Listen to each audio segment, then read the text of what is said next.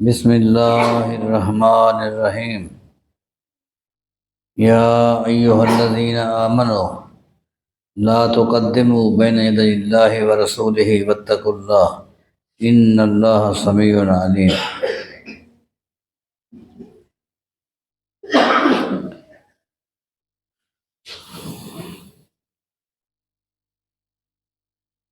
علامہ ابن عبد البر رحمہ اللہ نے اپنی کتاب الاعتصام کے اندر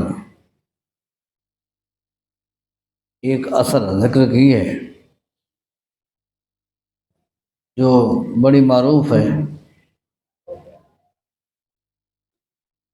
سیدنا عبداللہ بن وہب رحمہ اللہ فرماتے ہیں کنا عند مالک ابن انس، ایک دن ہم لوگ امام مالک رحمہ اللہ کی مجلس میں بیٹھے تھے۔ فذکرت السنت، تو نبی علیہ الصلوۃ والسلام کی سنت کے متعلق بات چل نکلی کہ دین اسلام میں نبی علیہ السلام کی سنت کی کیا حیثیت ہے، اسلام میں سنت کی کیا حیثیت ہے۔ فقال مالک، تو امام مالک رحمہ اللہ فرماتے ہیں السنت سفینۃ نوح، دین اسلام میں نبی علیہ الصلوۃ والسلام کی سنت کی حیثیت وہ ہے جو حیثیت اس کشتی کی تھی جو نوح علیہ السلام نے بنائی تھی۔ اللہ تعالیٰ نے نوح علیہ السلام کو حکم دیا تھا میرا عذاب آنے لگا ہے اور کوئی بھی میرے عذاب سے نہیں بچ سکے گا سوائے اس کے کہ تو ایک کشتی بنا لے اور جو بھی اس کشتی میں سوار ہو جائیں گے وہ میرے عذاب سے بچ جائیں گے۔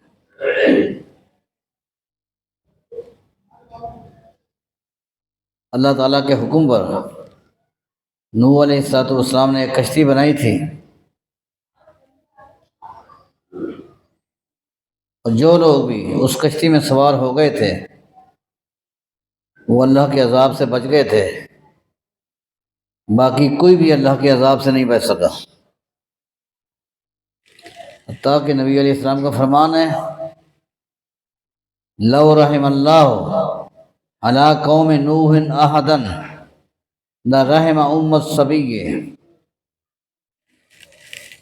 اگر اللہ تعالیٰ نوح علیہ السلام کی قوم میں سے کسی پہ رحم کھاتا، ترس کھاتا، تو ام الصبی پر ضرور ترس کھاتا اور اسے اللہ تعالیٰ اپنے اس عذاب سے بچا لیتا۔ ام الصبی، یہ ام الصبی کون ہے؟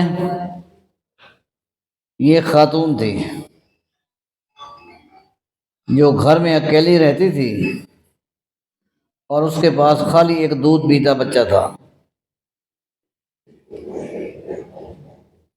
وہ بھی نوح علیہ السلام کی کشتی میں سوار نہیں ہوئی اور اس نے کہا اگر عذاب آئے گا، فلڈ آئے گا تو میں اپنے بچے کو لے کر چھت پہ چڑھ جاؤں گی، اور ایسا ہی ہوا۔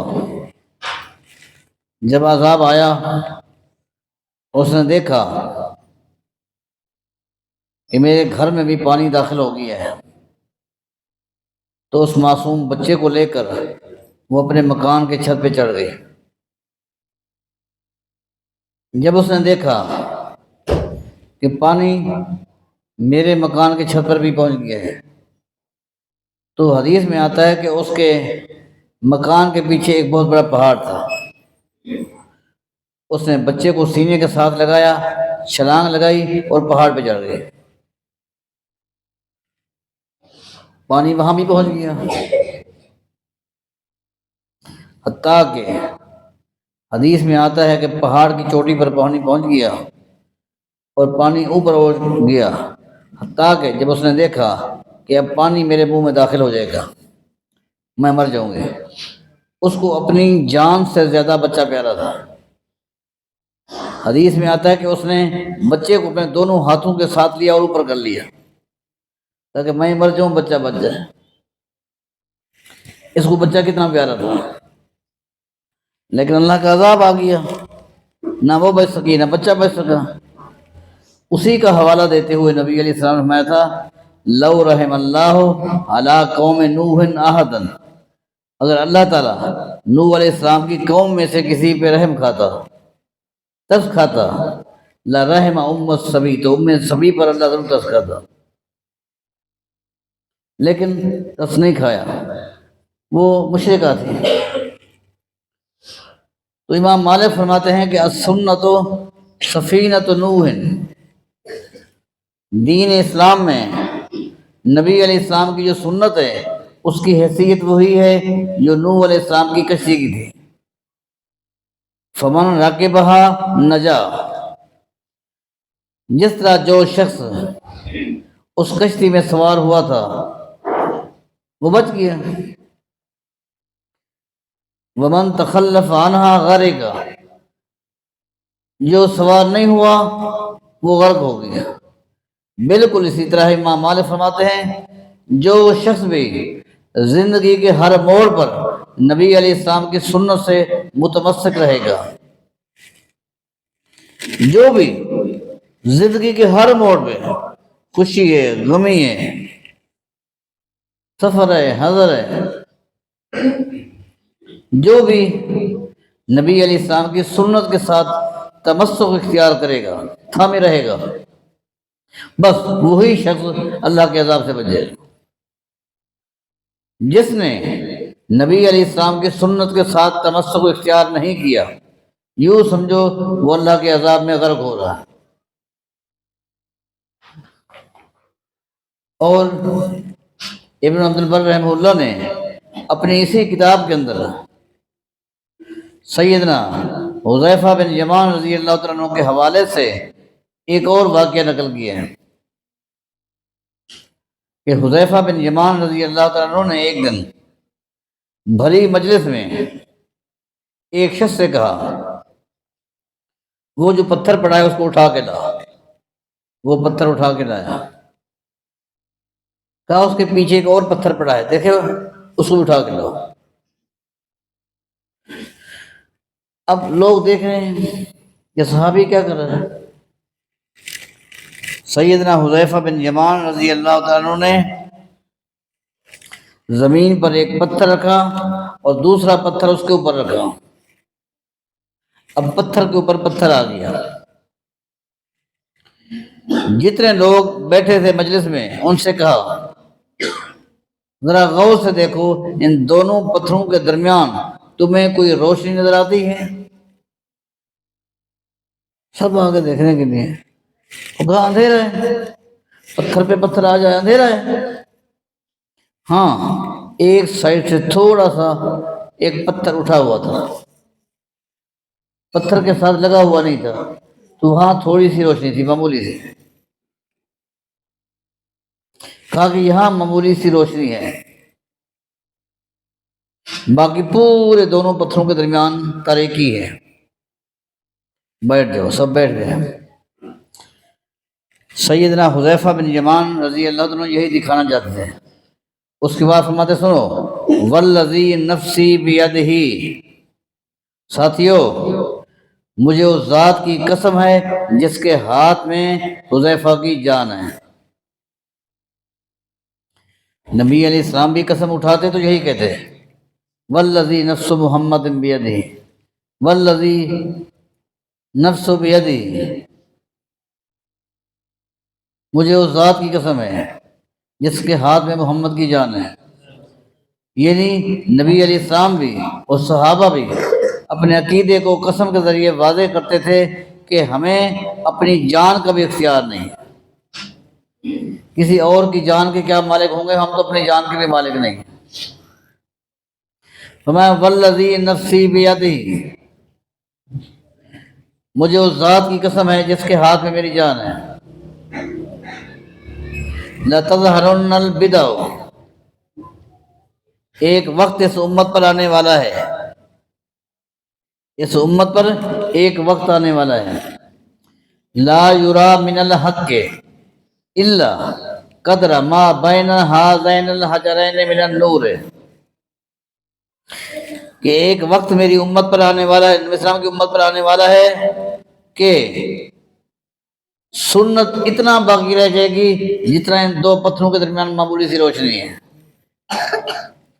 اور باقی جو تاریکی ہے اتنا زیادہ اس وقت سنت کے مقابلے میں بدعت آ جائے گی۔ سنت بس اتنی ہے، بدعت سنت کی جگہ پر آ جائے گی، اور سنت کو بدعت کی جگہ پر لے جائے گا۔ اس قدر بدعات کا عروج ہوگا عقیدے میں، عمل میں، معاملات میں، عبادات میں، خوشی غمی میں بدعت، حتیٰ کہ فرمایا کہ لو تورک منہا شیئن، لوگوں اس امت پر ایک وقت آنے والا ہے کہ اگر کسی علاقے میں کوئی شخص، کسی برادری کا کوئی شخص کسی بدعت کو چھوڑ دے گا تو لوگ اس کے اوپر اس طرح حملے کریں گے، اس قدر اس کو طعن و تشنیع کا نشانہ بنائیں گے، حتیٰ کہ قالو تورکت سنت، جس طرح کوئی شخص نبی علیہ السلام کی آج سنت کو چھوڑ دیتا ہے اور طعن و تشنیع کا نشانہ بنتا ہے، وہ وقت ایسا ہوگا جو بدعت کو چھوڑے گا وہ قوم برادری کے طعن و تشنیع کا نشانہ بنائے گا۔ اور میں سمجھتا ہوں کہ آج جس دور سے ہم گزر رہے ہیں ایسا ہی ہے۔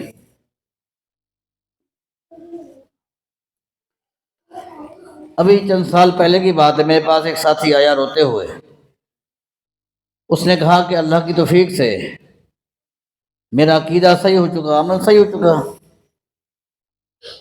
میرے والد صاحب کا انتقال ہو گیا، نماز جنازہ ہو گئی،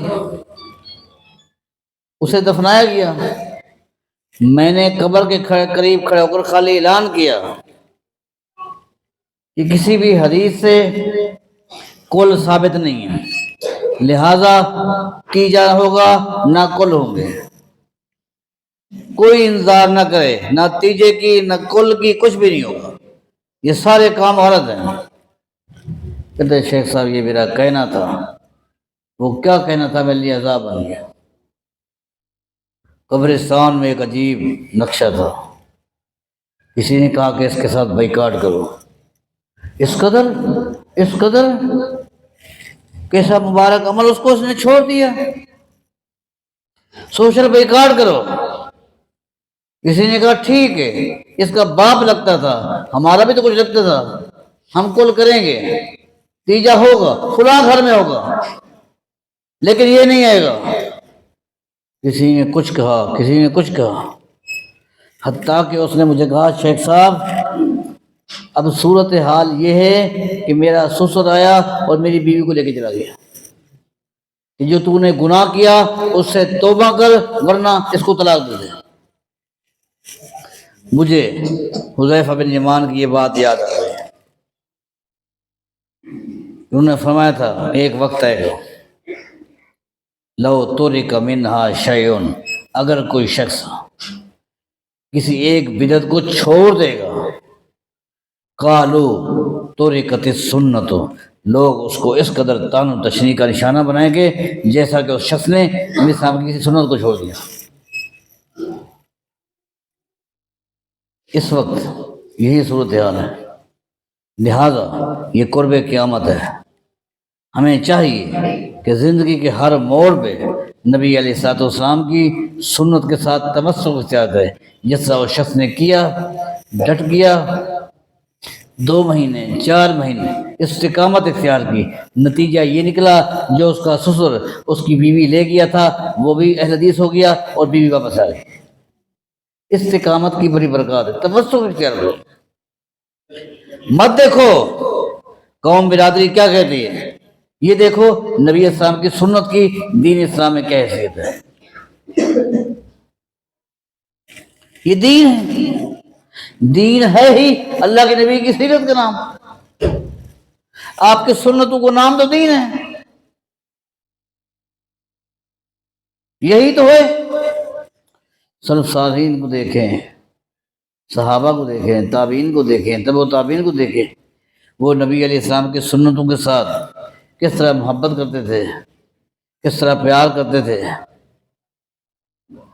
مجھے حفص صاحب کی بات بڑی اچھی لگتی ہے جو انہوں نے فتح الباری بھی لکھی ہے، جو کہ صحیح بخاری کی شارح ہے، کہ جس وقت عروہ بن مسعود واپس گیا، عروہ بن مسعود یہ مشرکین مکہ کا نمائندہ بن کر حدیبیہ کی کنویں پر آیا تھا نبی علیہ السلام سے گفتگو کرنے کے لیے۔ جب واپس گیا تو مکہ والوں نے پوچھا، سنائیں کیا بنا؟ عروہ نے کہا میں تمہیں کیا بتاؤں، میں تو ایک عجیب نقشہ دیکھ کر آیا ہوں۔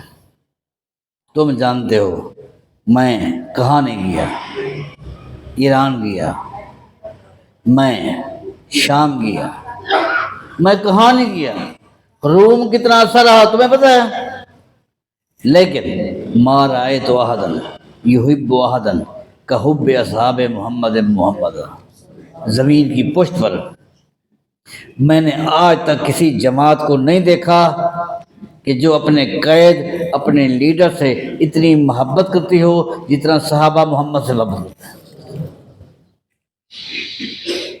اس نے کہا ما تنخم رسول اللہ نخامتا الا وقعت فی کف رجل فدلک بها وجہہ وجلدہ۔ کہنے لگے انتہا یہ ایک موڑ آیا، میں نے محمد کو دیکھا صلی اللہ علیہ وسلم، ان کے ناک سے ریگ جو تھی انہوں نے پھینکی اور صحابہ نے اپنے ہاتھوں میں لے کر اپنے چہرے پر اپنے جسم میں بسر رہے تھے۔ حفص صاحب نے یہاں رک کر ایک بات کہی ہے جو بات بتانی ہے آپ کو۔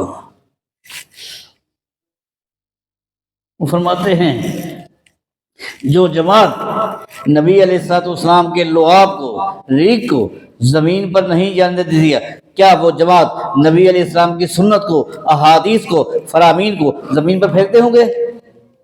کس طرح سینے سے لگاتے ہوں گے؟ آپ کی سنتوں کے ساتھ کیسی محبت کرتے ہیں، کتنا پیار تھا۔ امام احمد بن حنبل کے بارے آتا ہے ان کے مناقب کے اندر، جب ان کا آخری وقت تھا تو امام احمد بن حنبل کی زبان بند ہو گئی تھی، بول نہیں سکتے تھے۔ ان کے بیٹے کے دل میں خیال آیا، عبداللہ ان کا نام ہے، کہ والد صاحب ساری زندگی باوضو رہے، آج آخری وقت ہے تو کیوں نہ ہو وضو کروا لوں تاکہ باوضو دنیا سے جائے۔ امام اہل سنہ امام احمد بن حنبل رحمہ اللہ، تو انہوں نے پانی لیا اور والد سوئے ہوئے تھے، زبان بند تھی، وضو کرا دیا۔ جب وضو کرا کے فارغ ہوئے، امام صاحب بڑے بے قرار ہیں، آنکھوں میں آنسو رو رہے ہیں، بول نہیں سکتے، بے قراری، وضو پر بے قراری۔ ان کو تو وضو پر خوش ہونا چاہیے تھا کہ بیٹے نے وضو کرا لیا، پہلے سکون میں تھے، جب وضو کرایا تو وہ رونے لگے، پریشان ہو گئے۔ اسی پریشانی کو اللہ نے دیکھا، اللہ نے زبان کو کھول دیا۔ اللہ جانتا تھا یہ میرا بندہ پریشان کیوں ہے، اللہ نے ترس کیا، زبان کھول دی۔ جو ہی زبان کھولی تو امام احمد حنبل بڑے بے شک کہتے ہیں خلل بین الاصابع سنت محمد صلی اللہ علیہ وسلم، بیٹا تو نے وضو کرا لی ہے لیکن ایک اللہ کے نبی کی سنت تو چھوڑ دی۔ ہاتھوں کا خلال، وضو کے وقت انگلیوں کا خلال، یہ میرے نبی کی سنت ہے، بیٹا یہ سنت چھوڑ دی۔ اس قدر اللہ کے نبی کے ساتھ، آپ کی سنت کے ساتھ محبت اور پیار تھا۔ تو میرے دوستوں، میرے بھائیوں، میرے عزیزوں، ان بچوں سے بھی کہہ رہا ہوں، میری دینی بہنوں تک آواز جا رہی ہے، ان تک اپنی بات پہنچا رہا ہوں، نبی علیہ السلام کی سنت کے بارے میں سمجھے کہ یہ ہے کیا، یہ سنت ہے کیا، سنت کی حیثیت کو سمجھیں، سنت کو کبھی معمولی نہ سمجھیں۔ ابو العلا ایک چوٹی کے محدث ہیں، ابو العلا الحمدانی۔ بادشاہ وقت نے کہا میں آپ سے ملاقات کرنا چاہتا ہوں، کہاں ملاقات ہوگی؟ بادشاہ یہ سمجھتا تھا کہ جب میں یہ کہوں گا تو ابو العلا کہیں کہ میں آتا ہوں، ملاقات کر لیتے ہیں، کیونکہ کچھ درباری ملا ہوا کرتے تھے، ہمیشہ بادشاہوں کے پاس جانا، خوشامدیں کرنا، اپنے مقاصد حاصل کرنا۔ جب میں نے خود پیغام بھیجا ہے تو وہ کہیں کہ میں آ جاتا ہوں۔ امام ابو العلا رحمہ اللہ نے پیغام بھیجا، آپ کی اور میری ملاقات کی بہترین جگہ مسجد ہے، آپ یہاں آ جائیں۔ بادشاہ وہاں سے چلا پورے کر و فر کے ساتھ، قافلے کے ساتھ، بادشاہ تو وزراء کے ساتھ، مشیروں کے ساتھ، پوری ایک ٹیم کے ساتھ بادشاہ آیا۔ امام ابو العلا نے ساتھیوں سے کہا کہ شریعت میں ہے کسی کا احترام کرنا، احترام کی آخری حد یہ ہے کہ ہم مسجد کے دروازے پر جاتے ہیں۔ بادشاہ جب آیا، مسجد میں داخل ہونے لگا تو بادشاہوں کو کیا پتا، اس نے پہلے بایاں پاؤں مسجد میں رکھا، کیا پتا مسجد کس کو کہتے ہیں، مسجد کیا آداب ہوتے ہیں۔ امام ابو العلا نے وہیں ان کو روک لیا اور کہا آپ واپس جائیں، اگر آپ مسجد میں داخل ہوتے ہوئے مسجد کے آداب کو نہیں سمجھتے تو آپ اپنی بادشاہت کو اپنے پاس رکھیں، ابو العلا آپ کے ساتھ گفتگو نہیں کر سکتا۔ نبی علیہ السلام کی سنت ہے کہ مسجد میں داخل ہوتے وقت دایاں پاؤں پہلے اندر رکھیں۔ اب معمولی بات ہے، بادشاہ تھا لیکن نہیں، آخر اس نے پہلے دایاں پاؤں اندر رکھا، دعا بتائی گئی، دعا پڑھی، پھر اندر آیا۔ آپ دیکھیں نبی علیہ السلام کی سنتوں کا ہمارے اسلاف نے کس طرح دفاع کیا، کس طرح عمل کیا، لیکن آج افسوس یہ ہے زندگی کے ہر موڑ پر ہم نبی علیہ السلام کی سنتوں کو پامال کر رہے ہیں۔ ہم میں سے ہر شخص اپنے زمین میں جھانکے، کسی دوسرے کو نہ دیکھے، کیونکہ نبی علیہ السلام کا فرمان ہے قیامت کے قریب میری امت پر ایک وقت آئے گا، نبی علیہ السلام کا فرمان ہے قرب قیامت میری امت پر ایک وقت آنے والا ہے کہ اس وقت ایک آدمی کی آنکھ میں شتیر ہوگا، شتیر جانتے ہیں، گاٹر، فرمایا کہ ایک وقت آنے والا ہے کہ سامنے والے کی آنکھ، اس کی اپنی آنکھ میں شتیر ہوگا، گاڈر ہوگا، اس کو نظر نہیں آئے گا، سامنے والے کی آنکھ میں تنکا ہوگا، اس کو نظر آ جائے گا۔ آج وہ دور ہے، میں دن رات لگا ہوا ہوں آپ کی اصلاح کروں، ناکام، آپ دن رات لگے ہوئے ہیں کہ میری اصلاح کریں، آپ ناکام۔ اگر ہم میں سے ہر شخص اپنی اصلاح کے لیے کوشش کرے تو کامیاب ہو جائے گا۔ میں آپ کی اصلاح کرنا چاہتا ہوں، آپ میری اصلاح نہیں ہو رہی، اس لیے میں کہوں گا ہر شخص اپنے ضمیر میں جھانک کے دیکھے کتنی نبی صاحب کی سنتیں ہیں جس کو میں نے چھوڑا ہوا ہے۔ اپنی زندگی کا خود محاسبہ کریں، آڈٹ کریں، سامنے والے کا نہیں، اپنی اصلاح کریں تو انشاءاللہ امت کی اصلاح ہو جائے گی، امت کی اصلاح ہو جائے گی۔ لیکن طریقہ کار یہی ہے، ترتیب یہی ہے۔ اس وقت آپ کی اور میری ترتیب غلط ہے، ترتیب کو درست کریں، دین کو سمجھیں، دین کیا ہے۔ تو امام مالک نے کیا فرمایا، السنت سفینۃ نوح، لوگو نبی علیہ السلام کی جو سنتیں ہیں وہ نوح علیہ السلام کی کشتی کی طرح ہے، بلکہ ابن عبد البر نے ایک اور محدث کا حوالہ دیا، وہ فرماتے ہیں کہ نبی علیہ السلام کی سنتوں کی مثال اس تسبیح کے منقوم کی طرح ہے۔ ایک تسبیح ہے، تسبیح، اور اس تسبیح کے اندر کیا ہوتے ہیں؟ منقے ہوتے ہیں، منقے ہوتے ہیں۔ اب یہ تسبیح ہے، کیا ہے؟ موتیوں سے جڑی ہوئی ہے، یہ ایک تسبیح ہے۔ اگر ایک ایک کر کے ان منقوں کو نکال دیا جائے، ان منقوں کو نکال لیا جائے، باقی کیا بچے گا؟ ایک دھاگا بچے گا۔ کیا بچے گا؟ دھاگا۔ ایک منقا نکل گیا، دوسرا نکل گیا، نکال دیا جائے، باقی خالی ایک دھاگا بچ جائے گا۔ فرماتے ہیں اگر دین اسلام سے نبی علیہ السلام کی سنتوں کو نکال دیا جائے تو یوں سمجھو سارے دانے نکل گئے، منقے نکل گئے، باقی دھاگا ہے۔ اس لیے نبی علیہ السلام کی سنت کو سمجھو اور اس کے مطابق زندگی گزارنے کی کوشش کرو، بس یہی دین ہے۔ اللہ ہم سب کو توفیق عطا فرمائے۔ بڑی خوشی ہوئی، میں سمجھتا ہوں کہ میں پہلی مرتبہ اس مرکز میں حاضر ہوا ہوں۔ آپ میں سے اکثر ساتھیوں سے میری ملاقاتیں رہتی ہیں، نام بھلے نہ ہوں لیکن الحمدللہ جانے پہچانے ساتھی ہیں۔ آپ نے الحمدللہ اس مرکز کو آباد کیا ہوا ہے اور الحمدللہ بڑا ایک صاف ستھرا ایک بہترین ماحول میں ایک مرکز ہے۔ میری دعا ہے اللہ قیامت تک اس مرکز کو آباد فرمائے اور اس کو آباد کرنے والوں پر بھی اللہ اپنی رحمت نظر فرمائے۔ اقول قولی ھذا واستغفر لی ولکم وآخر دعوانا الحمدللہ رب العالمین۔